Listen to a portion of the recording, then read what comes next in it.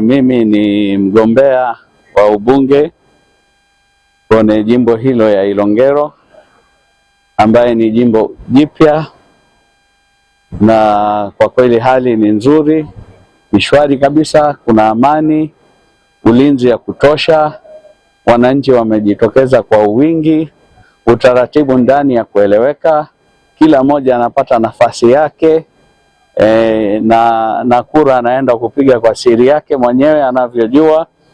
Nina kila sababu ya kuwapongeza, asanteni sana. Mimi kwa jina naitwa Albert Elias Mwangi, Aro, kata ya Msange. Zoezi la upigaji wa kura linaenda vizuri, hamna changamoto yoyote, na watu wanaendelea kupiga kura na kuondoka katika maeneo haya. Kwa hiyo kata yangu ya Msange, hali ya amani na utulivu inaenda vizuri kwa vituo vyote 20. Kwa hiyo hamna shida yoyote ndani ya kata ya Msange. Naitwa Bakari Abdai Rashidi, kijana mwenye umri wa miaka 26, mkazi wa kijiji cha Ilongero, jimbo la Singida, jimbo la Ilongero kwa Singida. Hali ya upigaji kura huku kwetu ni shwari. Unaona watu wamejitokeza kwa wingi kufikia sasa hivi mida hii inaendelea saa 3. Watu wamejitokeza kwa wingi, vijana wapo kwa wingi, wanapiga kura na wanaendelea na shughuli nyingine. Jina ninaitwa Aisha Rose Matembe, ni mbunge mteule wa viti maalum mkoa wa Singida. Ninamshukuru Mungu nimeweza kutimiza haki yangu ya kikatiba. Nimeshapiga kura tayari, lakini niwaombe wananchi wote waendelee kudumisha amani wakati wa kupiga kura na baada ya kupiga kura, hata wakati wa kuhesabu kura. Waendelee kuwa na amani na waendelee kuja katika vituo vya kupigia kura ili waweze kuchagua viongozi wanaotaka. Mimi kwa jina naitwa Sajad Gulam Haidar.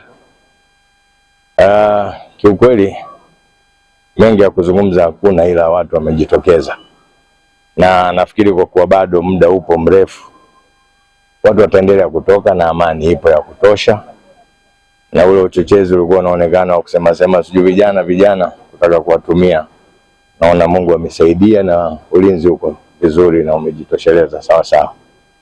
Na kwenye upigaji wa kura naona watu wako vizuri, wanaelekezwa jinsi gani ya kutumia haki yao ya kura. Tumombe Mungu tuweze kumaliza salama hichi. Tofauti nafikiri ipo, naona kama sasa hivi watu wamejitokeza zaidi kupiga kura kwa ajili ya imani na viongozi wao.